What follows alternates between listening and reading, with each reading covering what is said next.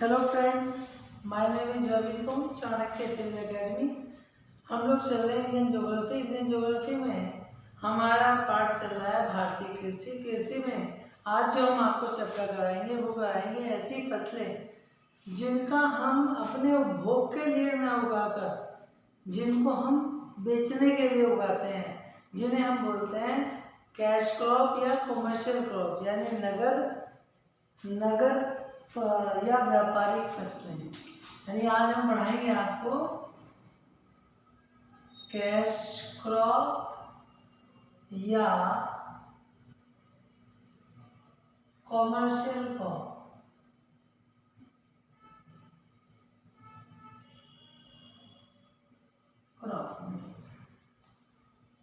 इसको हिंदी में बोलते हैं नगदी या व्यापारिक फसलें। यानी ऐसी फसलें जिनको हम व्यापार के लिए उगाते हैं, ना कि अपने लिए, बल्कि हम बेचने के लिए उगाते हैं। ऐसी फसलों को हम बोलते हैं नगदी या व्यापारिक फसलें। जैसे हम बात करें, उत्तर प्रदेश में गन्ना होता है। क्या सारा गन्ना किसान खुद खा लेगा? नहीं, कुछ कोल्हू पे डालता है, बाद बाकी मिल पे डालता है। मिल पे डालने से क्या होता है? चीनी बनती है, उसे पैसा मिलता है। पैसा वो बेचकर अपनी जरूरतों को और जरूरतों को पूरा करता है। तो ऐसी फसलें क्या कहलाती है? हमारी नगदी या व्यापारिक फसलें कहलाती हैं। चलिए हम शुरू करते हैं। सबसे पहले ये बताते हैं कौन कौन सी ऐसी फसलें हैं जिनको हम बेचकर पैसा कमाते हैं या जिनको हम नगदी या व्यापारिक फसलें कहते हैं। जैसे रबड़, गन्ना, चाय, कॉफी, जूट, कपास, तंबाकू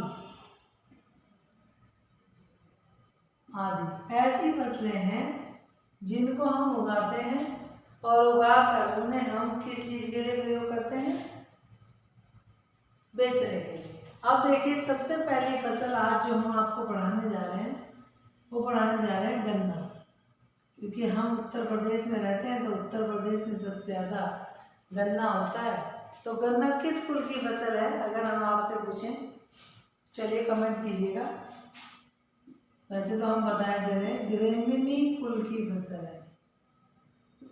ग्रेमिनी कुल की फसल है।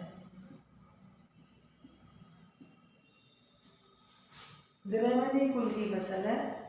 इसे उष्ण कटिबंधीय फसल भी कहते हैं। उष्ण कटिबंधीय फसल भी कहते हैं।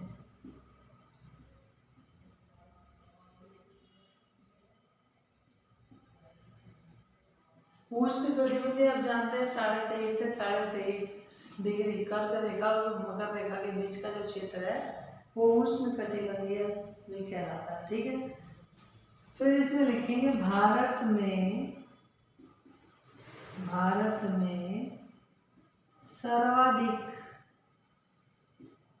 सर्वाधिक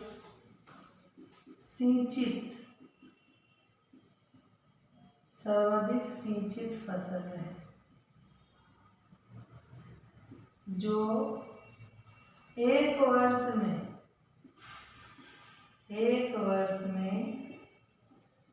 तैयार होती है। एक वर्ष में तैयार होती है। पूरा एक साल लगता है इस गन्ने की फसल को तैयार होने में। और ये पानी की मात्रा गन्ना और गेहूं दोनों को ही चाहिए होती है। ठीक है जी। फिर नेक्स्ट हम लिखेंगे इसमें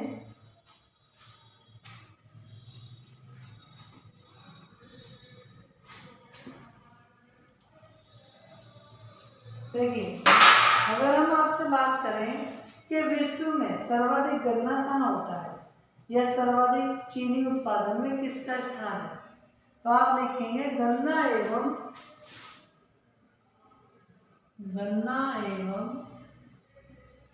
चीनी उत्पादन में गन्ना एवं चीनी उत्पादन में ब्राजील के बाद ब्राजील के बाद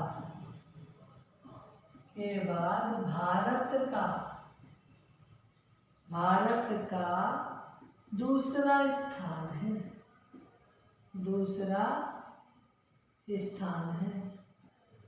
कई बार तो ऐसा होता है, चलिए अब तो हम लोग उगाकर बाहर भेजने लगे, वरना पहले तो चीनी का ये होता था कि जितनी चीनी हम बनाते थे वो तो खुद ही खा जाते थे, और हमें क्यूबा और हवाई द्वीपों से, चुकंदर से जो चीनी बनती है वो मंगानी पड़ती थी, उसको खाते थे। जो हल्की सी आपको जिसमें मिट्टी मिट्टी से मिली दिखाई देती है वो चुकंदर की चीनी होती है, वो गन्ने की चीनी नहीं होती। जबकि चीनी की खपत में, इसी में लिखेंगे, जबकि चीनी की खपत में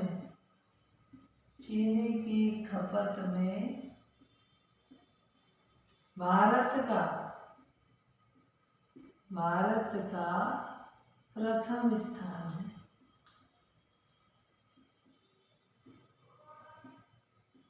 मैं बता ही रहा था कि जितनी चीनी हम उगाते हैं उतनी तो खुद ही खा जाते हैं, तो इसलिए खाते ज़्यादा है।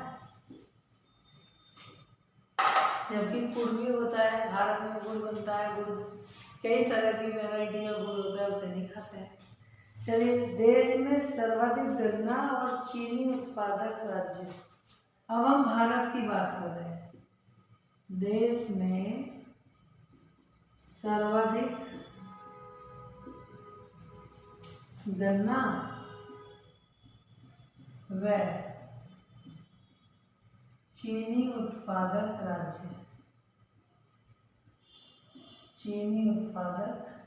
राज्य, देखिए गन्ने में तो नंबर 1 है आपका यूपी। अगर हम बात करें गन्ने के उत्पादन में, तो गन्ने के उत्पादन में नंबर 1 पर यूपी है। कितना?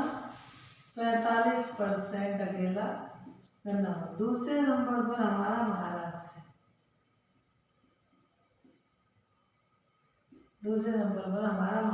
लेकिन अगर हम बात करें सर्वाधिक चीनी मिलें,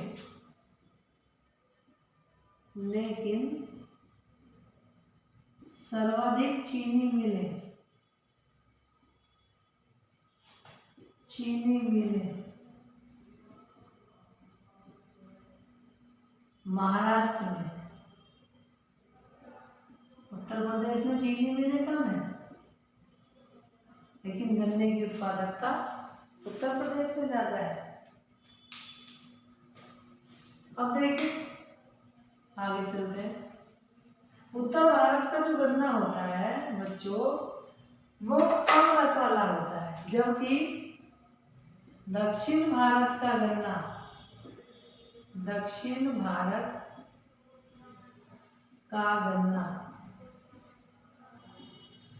अधिक रस वाला होता है,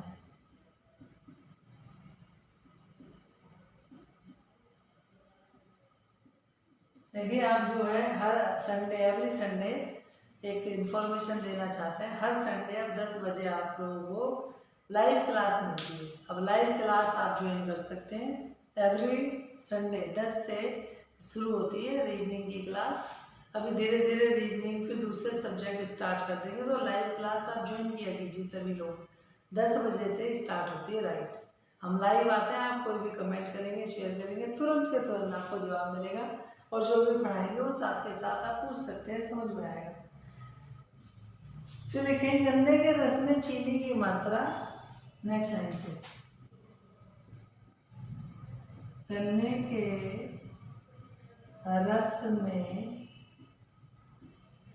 चीनी की मात्रा 10 से 12% होती है। कितनी होती है? 10 से 12%। फिर आप लिखेंगे विश्व में सर्वाधिक गन्ना उत्पादक देश,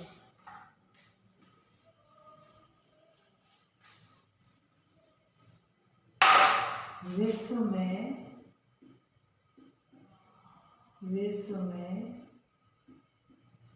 सर्वाधिक गन्ना उत्पादक देश कौन सा है? हवाई। हवाई है यूएसए। द्वीप है हवाई यूएसए। फिर इसके बाद आता है क्यूबा।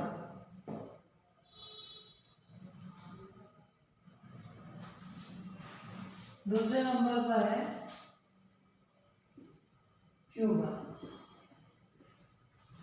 हवाई पहले पे, दूसरे पे क्यूबा। फिर चलेंगे भारतीय चीनी तकनीकी संस्थान। भारतीय चीनी तकनीक संस्थान। भारतीय चीनी तकनीकी संस्थान कानपुर। दूसरा आप लिखेंगे, अगर हम बात करते हैं भारतीय गन्ना अनुसंधान संस्थान। भारतीय गन्ना अनुसंधान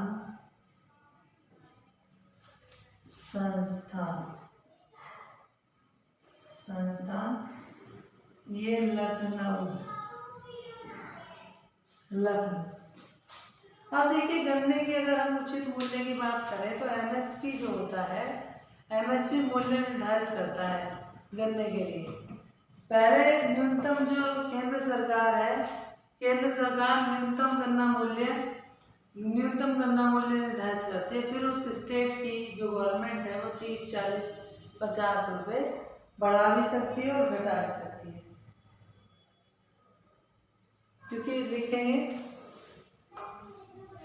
भारत में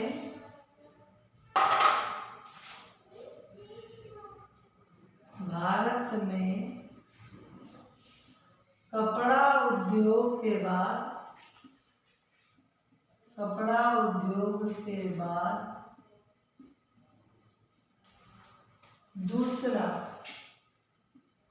दूसरा गन्ना या चीनी उद्योग है।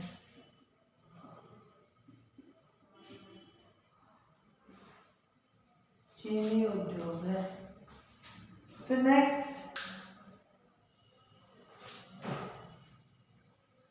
गन्ना व मक्का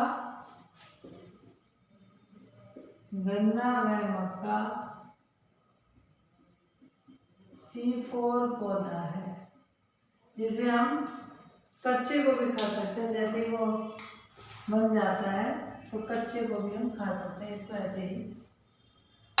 तो गन्ना व मक्का C4 पौधा है। प्रकाश संश्लेषण के दौरान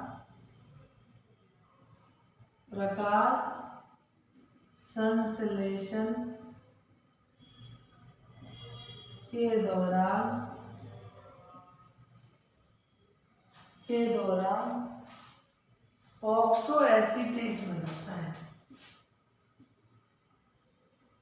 ऑक्सो एसीटेट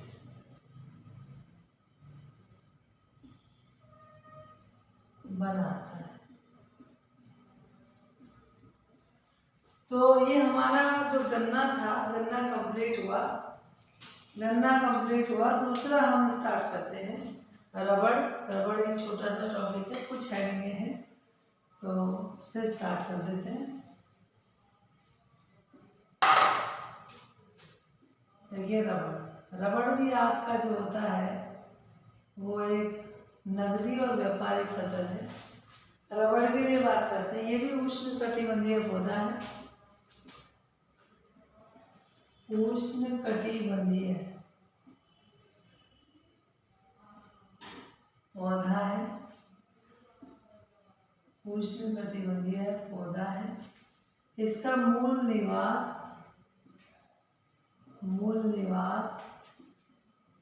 यानी कहाँ से जन्म हुआ इसका। देखिए, इसका मूल निवास की अगर हम बात करते हैं तो अमेजन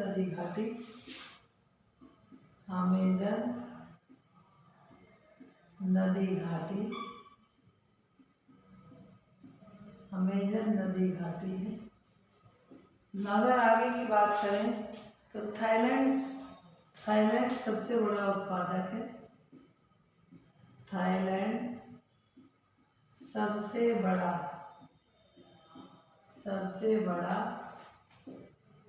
उत्पादक देश है।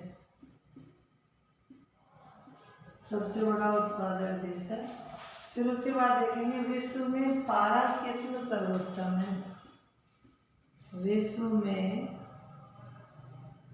पारा एक क्वालिटी किस्म है इसकी। पारा किस्म सर्वोत्तम है, यानी रबड़ की सर्वोत्तम किस्म है, जिसका नाम है पारा। फिर अगर हम बात करते हैं कि रबड़ के पत्ते के दूध, रबड़ पत्ते के दूध, कई बार इसके दूध का नाम पूछ लिया गया है। इसे दूध को कहते हैं लेटेक्स। लेटेक्स से प्राप्त होता है, से प्राप्त होता है। आगे हम आते हैं अगर रबड़ पत्ते के, रबड़ उत्पादन की अनुकूल परिस्थितियां, यानी इसके लिए मौसम की बहुत ज़्यादा ज़रूरत है। रबड़ के उत्पादन के लिए अनुकूल परिस्थितियां, क्या परिस्थितियां होनी चाहिए? नंबर एक होता है उच्च तापमान और धूप। उच्च तापमान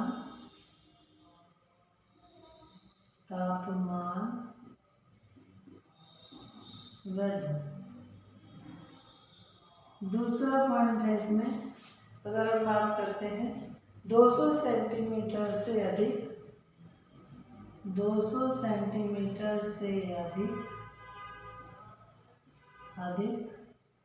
वार्षिक वर्षा।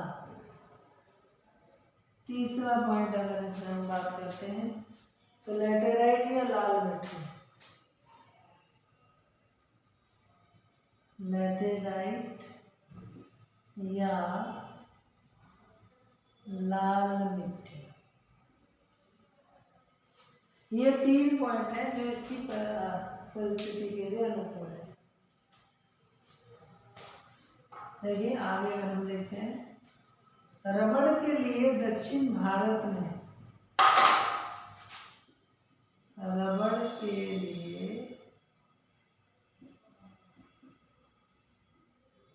दक्षिण भारत की परिस्थितियां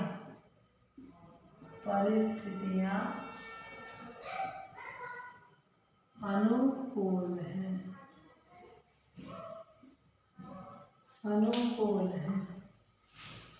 भारत के दक्षिण भारत के राज्यों में, आप लिखेंगे भारत के राज्यों में केरला,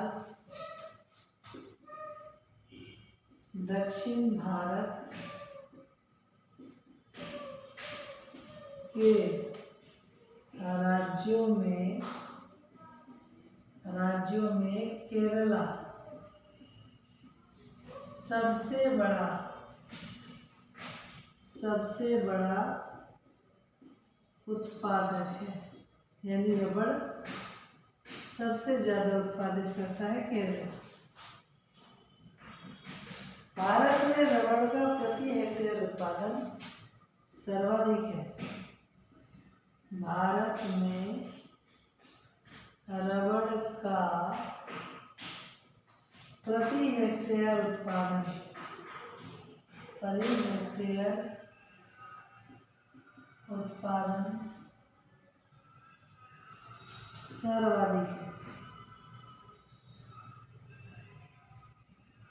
सर्वाधिक है। लेकिन उत्पादन, कुल उत्पादन में चौथा स्थान है। लेकिन कुल उत्पादन में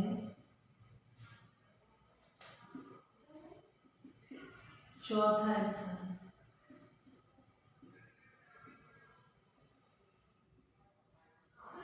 अगर हम बात करें तो चौथा स्थान है। अगर हम इसमें स्टार्ट करेंगे, देखिए 2 पॉइंट हमने आज के एस्ट्रो कमर्शियल ब्लॉक में कराए।